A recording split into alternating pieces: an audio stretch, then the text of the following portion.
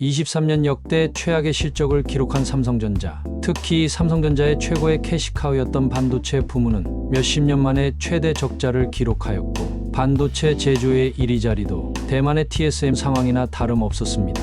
이는 삼성전자뿐만이 아닌 대한민국 경제의 위기라며 많은 사람들이 걱정을 표했습니다. 하지만 지금 삼성전자의 움직임과 행보를 보면 일반적인 다른 회사의 위기 관리 방법과는 매우 반대되는 움직임을 보이고 있습니다. 저는 이러한 움직임을 봤을 때 역시 삼성이 1위 회사인 이유가 있구나, 다시 세계 1위 탈환을 준비하고 있구나 하는 생각을 들게 했습니다. 오늘은 삼성전자가 잠시 위기인 것처럼 보이지만 어떤 준비를 하고 있으며 제가 생각하는 삼성이 1위를 확신하는 이유를 여러분에게 공유해드리고자 합니다. 우선 우리가 아는 일반적인 회사들은 매출이 낮아지며 위기를 겪게 되면 첫 번째 행동이 무엇인가요? 바로 고정비 지출과 투자를 줄이고 최대한 몸을 웅크리고 위기가 지나가기만을 기다립니다. 코로나 막바지인 22년부터 반도체 시장의 호황이 끝나고 삼성전자뿐만 아니라 SK 같은 다른 회사들도 같이 매출이 하락했습니다. SK하이닉스는 바로 장비 투자를 줄이며 23년에는 거의 장비를 구입하지 않고 기존 장비를 통해 반도체를 생산하고 차세대 반도체를 연구하는 모습을 보였습니다.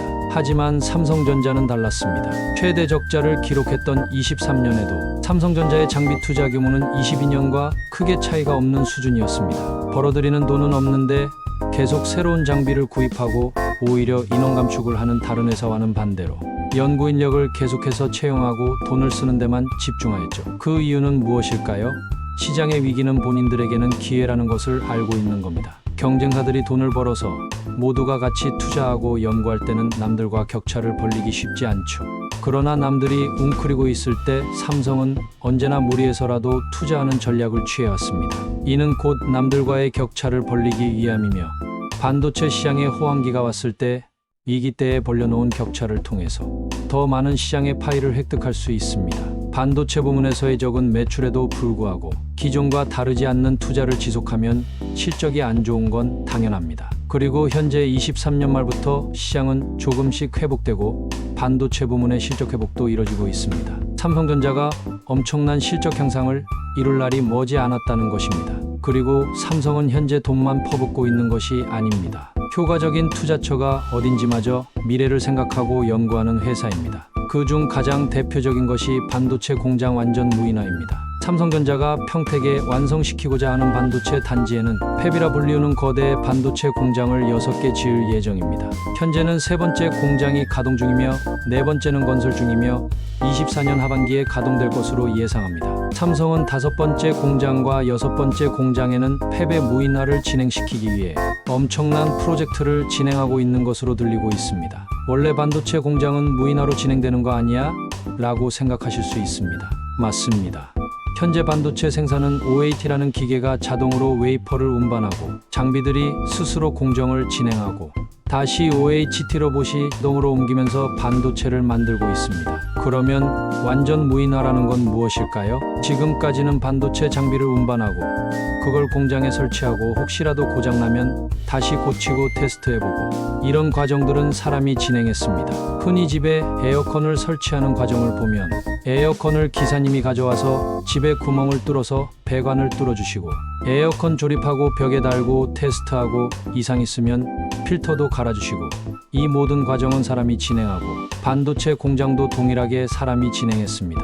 그러나 이제 에어컨을 집 앞에 두기만 하면 로봇이 벽 뚫고 배관해주고 조립해주고 벽에 달아주고 필터 교체해주고 모든 과정을 로봇이 진행해주는 것입니다. 하나의 반도체 공장에도 몇만 대의 장비들이 있는데 한 대를 설치하는 것만 해도 짧게는 1개월, 길면 6개월까지 걸립니다. 이런 장비 설비 및 관리를 위해 하루에도 몇만 명씩 투입되고 있죠. 이걸 모두 로봇에게 시키겠다는 것입니다. 2030년까지 완전 무인화를 목표로 말이죠. 하루에도 수십만 명의 설치기사, AS기사 같은 인원들을 모두 연구 인력으로 돌리고 사람을 더 효과적인 곳에 투입하기 위한 프로젝트를 수행 중에 있습니다. 현재에도 한국을 포함한 전 세계의 반도체 전문가 인력 부족 문제를 해결하고 나아가 우리나라의 저출산으로 인한 반도체 인력 부족 해결을 위해서 로봇이 할 수 있는 일은 최대한 로봇으로 진행하고 사람은 모두 반도체 연구에만 몰두할 수 있는 거대 계획을 바로 2030년 전까지 완수하고자 하는 단계를